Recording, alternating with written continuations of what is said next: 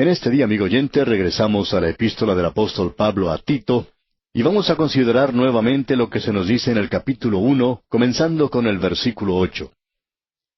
Aquí estamos hablando acerca de los requisitos para los ancianos u obispos. Creemos que estas palabras son sinónimas. La palabra anciano se refiere a la persona, que esa persona tiene que ser madura, que haya alcanzado cierta madurez física y espiritual. Y luego, él es un obispo en el sentido de gobernar y tiene que ver con su cargo. Permítanos decir además que no creemos que Tito fue a la iglesia y seleccionó ancianos así arbitrariamente. No creemos que él le pidiera a los hombres que se pusieran de pie para él mirarlos y luego escogía a los que más le gustaran. Creemos que estos hombres ya eran ancianos, pero ahora deben ser ordenados. Ahora reconocemos que hay personas que creen que fue Tito quien los nombró. Pero creemos que si él hubiera hecho eso, entonces la iglesia también habría tenido que aprobarlos, y estamos seguros que lo hicieron. No queremos comenzar una polémica en cuanto a esto porque no creemos que sea de tanta importancia para nosotros en el presente. Lo importante de notar son los requisitos para este cargo en particular, y en nuestro programa anterior estábamos considerando esos requisitos. Vamos a comenzar en el versículo 8 el estudio de hoy, y debemos destacar que el obispo o el anciano no se refería simplemente a un hombre solo, ya que siempre eran varios los que ocupaban ese cargo. Había varios ancianos u obispos.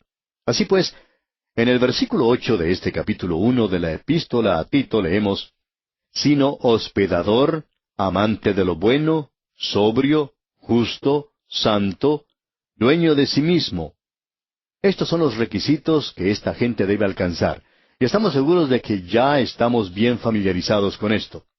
Y Pablo continúa diciendo en el versículo 9, «Retenedor de la palabra fiel tal como ha sido enseñada, para que también pueda exhortar con sana enseñanza y convencer a los que contradicen». Había dos cosas que esta persona debía hacer. Una es que él debía ser capaz de exhortar, es decir, de enseñar la palabra de Dios. Creemos que esto es muy importante de notar de nuestra parte, y este hombre también tiene que ser capaz de convencer, refutar a los herejes. A ellos es a los que se está refiriendo aquí cuando dice aquellos que contradicen. Ese hombre entonces tiene que estar preparado para hacer dos cosas. Por el lado positivo, él debe enseñar la palabra de Dios. Y también él debe ser capaz de convencer a aquellos herejes que están a su alrededor. Creemos sinceramente que los hombres que tienen algún cargo en la iglesia deben ser hombres que han estudiado bien la Biblia. No pueden ser hombres que sin ninguna instrucción son colocados a ocupar cargos como los que estamos mencionando. A veces, en época de guerra, los ejércitos se ven forzados a nombrar a tenientes o sargentos en una forma más rápida que lo acostumbrado. Como resultado, se tiene personas que son un poco, digamos, peculiares ocupando su cargo. Así es que pensamos que lo mismo debe aplicarse en la iglesia. Usted recuerda que el apóstol Pablo dijo, «No impongas con ligereza las manos a ninguno». Es decir, que no tenemos que tomar un hombre que se convirtió esta noche, digamos, presentando su testimonio mañana por la noche, y luego al segundo día se le da un cargo en la iglesia, y luego al día siguiente se le nombra evangelista, y después pastor de una iglesia en el quinto día. Muchas veces actuamos de esa manera y creemos que esto es algo desafortunado para la iglesia. Este hombre debe ser capaz de mantenerse firme en la palabra de Dios y poder enseñarla. Ahora, comenzando con el versículo 10, el apóstol Pablo va a hablar en cuanto a la mala reputación de los cretenses. Aun cuando él se está refiriendo a los que vivían en la isla de Creta, todos los hombres, amigo oyente, son pecadores, todas las tribus, toda nación. Esa es la condición del hombre. Todos somos hermanos en el sentido de que todos somos pecadores. Ahora, no todos estamos en la hermandad de Dios, eso es cierto, porque uno solamente llega a eso a través del nuevo nacimiento, llegando a ser hijo de Dios mediante la fe en Cristo. Pero seguros estamos de que somos hijos de Adán y de Eva, y que todos morimos, porque todos hemos pecado. Pero esta gente de Creta era un poquito peor que los demás. Bueno, notemos lo que dice aquí en el versículo 10 de este primer capítulo de Tito. Porque hay aún muchos contumaces, habladores de vanidades y engañadores. Es decir, aquellos que les gusta hablar demasiado. Hay ciertos creyentes, y estamos seguros que usted conoce algunos, que hasta llegan a lanzar espuma por la boca de tanto hablar, hablan y hablan hasta que lo cansan a uno. Hay personas que nunca saben cuándo callarse. Hay muchas personas que hablan mucho y que en realidad no dicen nada.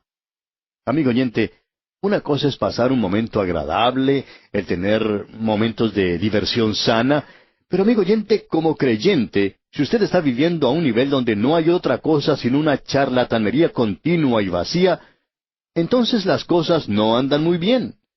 Y esto es lo que quiere decir aquí el apóstol Pablo. Luego el apóstol continúa diciendo en la segunda parte de este versículo 10, y engañadores. ¿Y qué es lo que ellos hacían? Mayormente los de la circuncisión, dice. Y había muchos allí que estaban tratando de contradecir lo que Pablo enseñaba. Y en el versículo 11 leemos, a los cuales es preciso tapar la boca, que trastornan casas enteras, enseñando por ganancia deshonesta lo que no conviene. Aquí se nos dice que trastornan casas enteras. Lo que allí estaba ocurriendo era algo bastante serio, y donde quiera que sea sembrada la palabra de Dios, siempre entra Satanás. Él es el enemigo y siempre entra a sembrar los espinos. Usted quizá habrá notado eso en algunas emisoras donde se presenta un buen programa de enseñanza bíblica, y luego a ese programa le sigue inmediatamente otro que trata de contradecir todo lo que se ha presentado en el primero, y lo importante de notar, amigo oyente, es que Satanás siempre trata de entrar en este terreno. Ahora, en Creta se había realizado una gran obra, pero el enemigo estaba allí mismo para sembrar la semilla, y aquí él dice que estaban enseñando por ganancia deshonesta lo que no conviene. Luego en el versículo 12 dice, uno de ellos, su propio profeta, dijo, los cretenses, siempre mentirosos, malas bestias, glotones ociosos. El reproche de Pablo es bastante duro, y no creemos que parezca que estuviera echándole flores a la gente, ¿verdad? Ellos tenían esa clase de reputación en el mundo romano de la época de Pablo. Y como ya hemos dicho, esta isla de Creta era la mayor de las islas griegas, y una isla a la cual Pablo se refiere cuando él dice que uno de los suyos propios, es decir, uno de los de la isla, uno de sus propios poetas, fue quien dijo esto, y se llamaba Epiménides. Él nació en Creta en el año 659 a.C., y existe una leyenda que parte estrictamente de la mitología griega. Se dice que él fue enviado por su padre a buscar unas ovejas, que se acostó a dormir en una cueva y que durmió por 50 años. Después de haber dormido por tanto tiempo, su cabello creció tanto que tenía una larga melena y una luenga barba, y él tenía un conocimiento sorprendente de la medicina y de la historia natural, y las historias que se refieren a él son tremendas. Bueno, no queremos desarrollar más esto, sino simplemente mencionar que él es uno de los más destacados, y él fue quien escribió esto que dice, Creta, que mantiene a 100 ciudades, no puede negar esto, aunque acostumbran a mentir. Y la misma palabra de Creta fue mencionada en la palabra griega cretismos, que indica mentir. Esto me indica que todas las personas que vivían en Creta eran mentirosas, pero esa es la reputación que tenían. Y es maravilloso lo que la gracia de Dios puede hacer e hizo entre esta gente, y el apóstol Pablo cita las palabras de uno de ellos mismos, diciendo que eran mentirosos, malas bestias, que actúan como animales y que eran glotones ociosos. Eran personas perezosas, a quienes les gustaba comer mucho.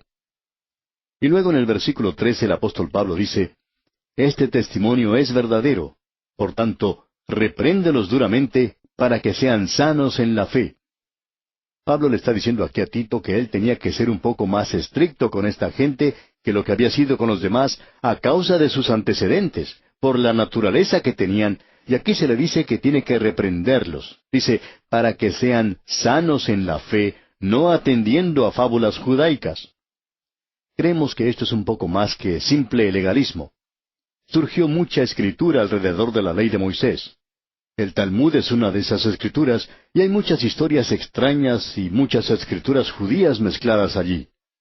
No hemos leído mucho en cuanto a esto porque, francamente hablando, no nos interesa, pero nos hemos enterado de algo, y uno puede leer cosas bastante extrañas allí. Ahora Pablo dice en el versículo 14, no atendiendo a fábulas judaicas, ni a mandamientos de hombres que se apartan de la verdad. Usted recuerda que el Señor Jesucristo reprendió a los líderes religiosos por haber agregado las tradiciones a la ley de Dios. Y de esto, opinamos nosotros, es de lo que Pablo está hablando aquí. mandamientos de hombres que se apartan de la verdad. Todas estas enseñanzas de legalismo se presentaban en dos fases diferentes. Una es que uno es salvo por la ley, y la otra es que uno debe vivir por la ley. Y estas dos enseñanzas son cosas realmente muy peligrosas. Somos salvos por gracia, por la gracia de Dios, y nosotros somos llamados a vivir a un nivel mucho más alto que los 10 mandamientos. Dios dio en realidad los 10 mandamientos a una nación, y esta debería ser la ley de todo el mundo en el presente. Cuando Dios dice, no matarás, eso es para una persona, sea creyente o no lo sea, es para todo el mundo. Y también lo es ese mandamiento que dice, no hablarás contra tu prójimo falso testimonio. Pero nosotros, amigo oyente, somos salvos por la gracia de Dios y llamados a vivir en un nivel mucho más elevado que esto. Ahora el versículo 15 de este capítulo 1 de la epístola a Tito dice, todas las cosas son puras para los puros, mas para los corrompidos e incrédulos nada les es puro, pues hasta su mente y su conciencia están corrompidas. Hay una gran cantidad de personas que se apoyan en este versículo para decir exactamente lo opuesto a lo que vemos aquí, que nosotros somos salvos por gracia, y entonces no importa cómo vivamos, y que si somos salvos y puros, entonces podemos vivir de cualquier forma. Y siempre ha habido cultos y sectas que han desarrollado esto. Sus líderes dicen, bueno, nosotros vivimos en pecado, aunque en realidad no utilizan esta palabra. Pero para nosotros no es pecado. Para nosotros es permitido hacer eso porque todas las cosas son puras para los puros. Debemos aclarar, amigo oyente, que el apóstol Pablo está hablando aquí de algo que en realidad no tiene nada que ver con la moral. Él está hablando aquí sobre este asunto del legalismo y de comer carnes. Amigo oyente, hay muchas personas que están haciendo dietas, y por lo general, los cultos y sectas siempre tienen que ver con alguna dieta un poco rara. Y lo que se nos dice aquí, todas las cosas son puras para los puros, se refiere a que uno coma o no coma carne. Eso no hace ninguna diferencia. ¿Qué diferencia puede hacer?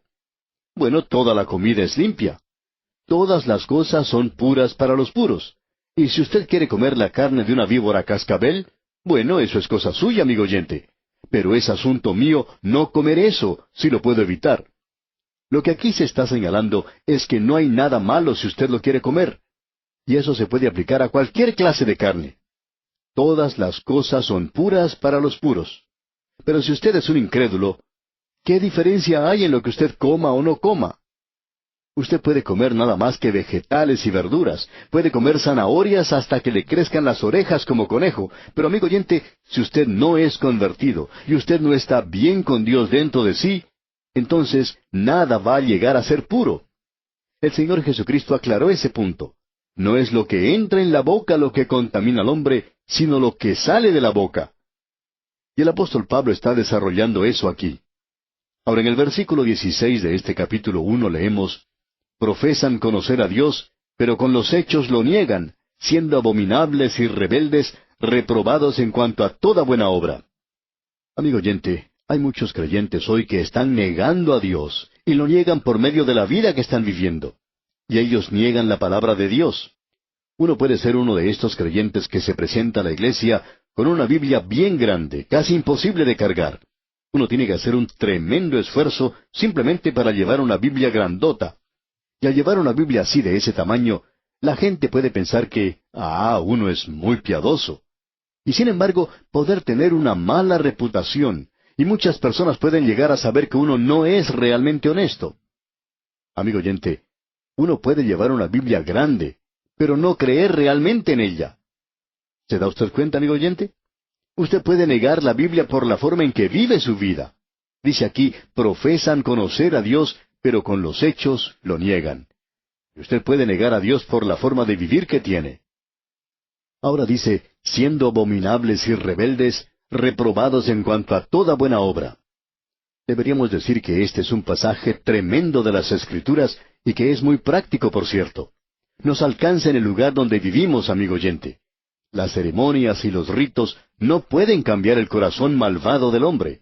Solo la palabra de Dios puede cambiar el corazón humano, y cuando ese corazón es cambiado, entonces eso se va a revelar en la vida de ese hombre. Y el apóstol Pablo está diciendo aquí lo mismo que el apóstol Santiago dijo. Y Pablo y Santiago, a propósito, nunca estuvieron en desacuerdo, porque la fe sin obras es muerta. Una fe salvadora, eso produce algo en la vida del hombre. Y como dijo Juan Calvino, la fe sola salva, pero la fe que salva no está sola. Ahora con esto llegamos al capítulo 2 de esta epístola a Tito. Y aquí la iglesia debe enseñar y predicar la palabra de Dios, y la iglesia debe enseñar sana doctrina, o de otra manera no es una iglesia. Usted recuerda que al comienzo mismo de la iglesia, en el día de Pentecostés, se nos dice que había aquellos que se agregaban a la iglesia en aquellos días, ¿y qué era lo que ellos hacían? Bueno, ellos continuaban en la doctrina de los apóstoles, y ellos continuaban en comunión y oración y en el partimiento del pan. Así es que podemos ver que la iglesia primitiva continuaba haciendo estas cosas, y lo que señalaba o destacaba a esa iglesia primitiva era la doctrina de los apóstoles, la comunión, el partimiento del pan y las oraciones. Y si una iglesia no tiene sana doctrina, no interesa cuán alto sea su campanario o cuán hermosas sean sus campanas. Lo que tiene valor es el mensaje que sale del púlpito de esa iglesia. Y eso es lo que nos indica si es en verdad una iglesia ordenada como la entendía o comprendía el apóstol Pablo y como se declara en la palabra de Dios. Esto hace de esta epístola a Tito algo verdaderamente importante, ¿no le parece? Bien, vamos a detenernos aquí por hoy y continuaremos desarrollando este tema, Dios mediante, en nuestro próximo programa.